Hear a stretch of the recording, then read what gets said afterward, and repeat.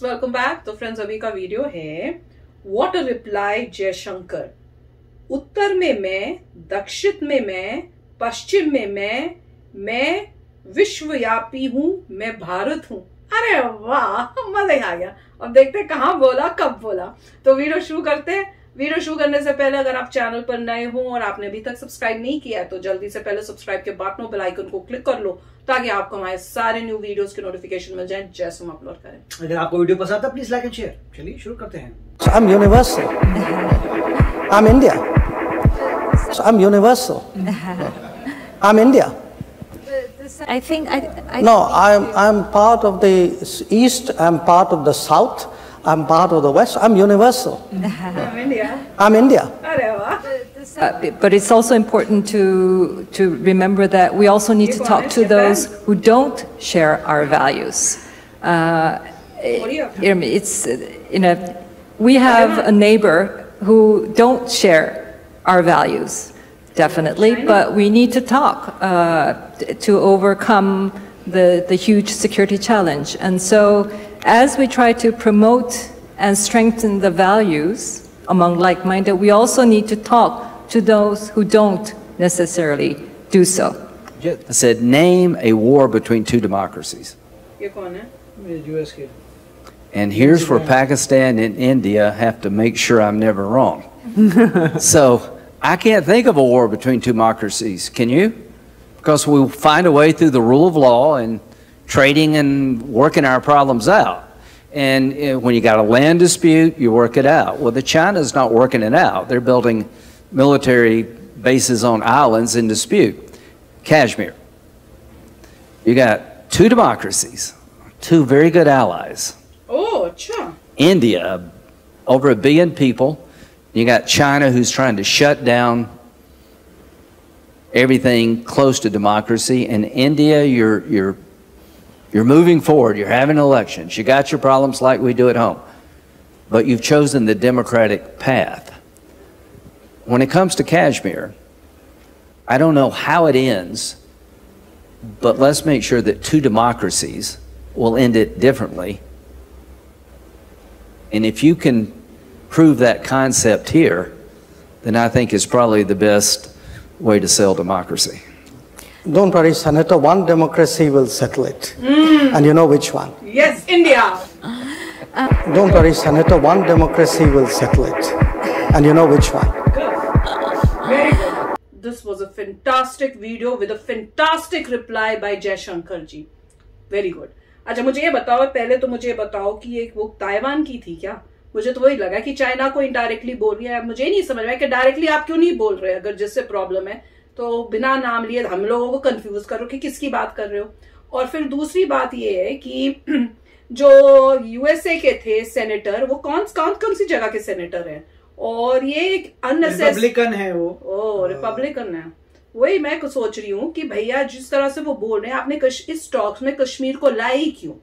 That is something मेरे हिसाब से बहुत गलत बात की है आपने, ऐसे पब्लिक प्लेटफॉर्म में आके अपना कुछ बताना। वो लोग बेसिकली कश्मीर इज नॉट, हाँ, वो बेसिकली चाइना के बारे में बोलने की कोशिश कर रहे थे, जिसमें उन्होंने ये कोशिश की एग्जाम्पल देने की, या कश्मीर का इशू है आप लोगों के बीच में, पर क्योंकि आप दोनों डेमोक्रेटिक कंट्रीज हो तो आप ऐसे वॉर करने की जगह बातचीत से या ट्रेड से आप सुलझाओगे, बोलने की उन्होंने ये कोशिश की। जबकि चाइना जो है वो ये नहीं कर रहा है। ये नहीं करेगा ताइवान से। हाँ, एग्जैक्टली। पर एग्जाम्पल गलत था मेरे हिसाब से कि कश्मीर, उनको ज्यादा नॉलेज नहीं थी। हाँ, तो जो उनको नॉलेज नहीं होती उनको पहले इस टाइप की चीजें, पॉलिटिकल इशू जो मेजर है, उनको बहुत स्टडी करके डिस्कस करके फिर आके बोलना चाहिए। क्योंकि आपका एक भी स्टेटमेंट का अगर मतलब किसी ने गलत निकाल लिया तो कंट्रीज के बीच की रिलेशनशिप्स खराब हो सकती है। पर जो जयशंकर जी ने आंसर उसके बाद दिया, दैट वाज फैंटास्टिक। क्योंकि मुझे उनकी वो लाइन नहीं ठीक लगी थी कि पाकिस्तान एंड जो है, बोलने का उनका ये मतलब था कि Pakistan India both are good allies. अरे भाई, दोनों तुम देखिए, पुराने जमाने की बात है, उस वक्त बोथ एलाइज थे। ये तो अभी रिसेंट वीडियो है, मुझे नहीं पता कितना मेरे ख्याल से रिसेंट है, क्योंकि अभी जो है यूएसए पाकिस्तान को एक ट्रू एलाई नहीं मानना भी नहीं चाहिए। मिस्टर बाइडेन ने उनको कॉल नहीं किया था इमरान खान को इतने समय के लिए, और काफी कुछ मतलब उनके प्रॉब्लम्स भी की थी। तो मेरे ख्याल से यूएस जो है पाकिस्तान को ऐसा कोई एलाई वगैरह नहीं मानता, मतलब कहते हैं ऊपर ऊपर से बट नॉट रियली। तो मे बी ये जो है रिपब्लिकन इनको थोड़ा होगा कि पाकिस्तान से रिलेशनशिप अच्छे बनाने हैं, वो अपना पर्सनल डाल रहे हैं। रिपब्लिकन्स का अपना एजेंडा रहता है और डेमोक्रेट्स का अपना एजेंडा होता है, हर एक के अपने एजेंडे हैं। मगर यहाँ पे जो बात करे थे कि उनका कहने का मतलब था कि अगर दो देश हैं उनमें कोई डिस्प्यूट है तो डेमोक्रेटिक देश हैं तो उसके जो आउटकम आएगा वो थोड़ा डिफरेंट होगा वर्सेस आप चाइना एंड ताइवान देखिए, क्योंकि चाइना जो है डेमोक्रेटिक नहीं है और वो कैसे सॉल्व करेगा ताइवान का, उनका मतलब था कि अटैक करके कब्जा ले लेगा।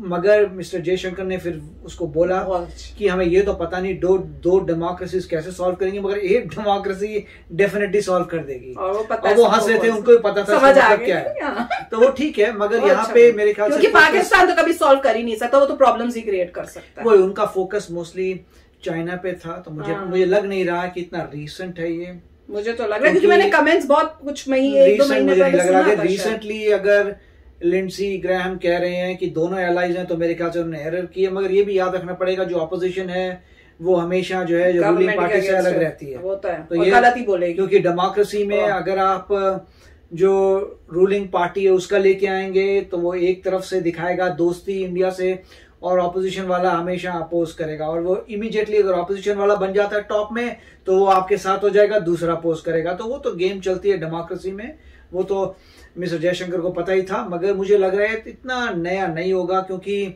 अभी जो रीसेंट चीजें हुई हैं उसे लगता नहीं है कि हमने कहीं सुना भी नहीं है किसी भी यूएस प्रेसिडेंट को कहते हुए कि भाई पाकिस्तान भी एलाई है, ऐसा कहीं देखा नहीं हमने। हाँ प्रेसिडेंट ने, पर ये बोल रहे हैं ना, हम तो इनकी बात कर रहे हैं। अगेन ऑपोजिशन है, बताना ये रीसेंट है, मेरे ख्याल से तो रीसेंट ही, मैंने तो यही सोचा है। और रीसेंट है नहीं है, जयशंकर जी का जवाब वॉज फैंटास्टिक कि अब आप डाउट में मत रहो। उन्होंने एक मैसेज में, मेरे हिसाब से मेरे को ये लगता है उन्होंने एक मैसेज भी दिया कि जब आप बात कर रहे हो तो be careful and specially about Kashmir. वो बोल नहीं रहे पर मतलब उसका कुछ हद तक ये भी है। जयशंकर जी का आंसर वॉज जस्ट फैंटास्टिक। उन्होंने कहा किसी को भी डाउट नहीं होना चाहिए, चाहे आप बोल रहे हो दो डेमोक्रेटिक कंट्रीज हैं, कि उन दोनों डेमोक्रेटिक कंट्रीज के बीच में एक्चुअल में सोल्यूशन कौन लाएगा और कौन इस प्रॉब्लम को सॉल्व करेगा, उसका कोई डाउट नहीं होना चाहिए। और सबको जो बैठे थे सबको समझ आ गई थी, सब स्माइल कर रहे थे या हंस रहे थे, उनको पता चल गया था कि भैया क्या बोल रहे हो, सब सोच के बोलना चाहिए। तो मजा आया था। राइट, बीच में उन्होंने काट दिया था, मुझे पता नहीं एग्जैक्टली, जयशंकर ने हो सकता है क्लैरिफाई भी किया हो कि कश्मीर जो है वो पूरे वर्ल्ड का प्रॉब्लम नहीं है, इंडियन पाकिस्तान के बीच की बात है और उसको रिजॉल्व करेगा इंडिया, तो डेफिनेटली रिजॉल्व करेगा। ये तो उन्होंने एटलीस्ट बोल दिया कि इंडिया रिजॉल्व करेगा। मगर ये भी बोल सकते थे कि वो कोई बायलैटरल इशू है, ऐसा कुछ नहीं जिसपे आपको, और बाद में इसके बाद मिस्टर जयशंकर को कोई भेजना भी चाहिए कोई ईमेल या ऐसा कोई चीज कि भाई ये फोरम में बात करने वाली बात नहीं थी। अगर तुम्हें नहीं पता तो हिस्ट्री पढ़ो, को समझो उसका कॉन्टेक्स्ट और फिर बात का होमवर्क करके थोड़ा आओ।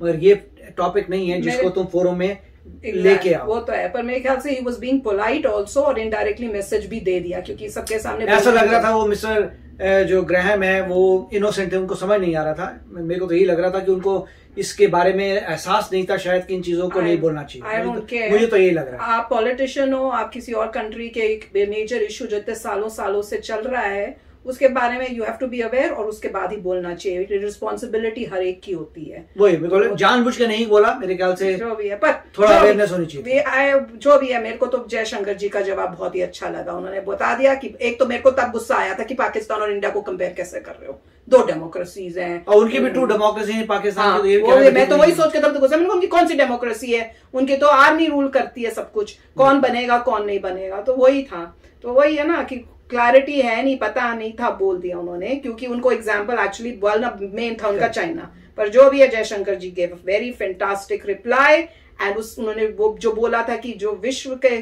ऑल अराउंडर कौन है, हम इंडियन, भारत है, वो भी फैंटास्टिक था। तो चलो फ्रेंड्स, चलते हैं, मिलेंगे नेक्स्ट वीडियो में बहुत ही जल्द। Till then take care and bye bye. तो अगर आप मेरे इस चैनल पे नए हो तो जल्दी से सब्सक्राइब के बटन को हिट करो और बेल आइकन को क्लिक करो ताकि आपको मेरा जब नया वीडियो मैं लगाऊं आपको उसके बारे में जल्दी से पता चल जाए।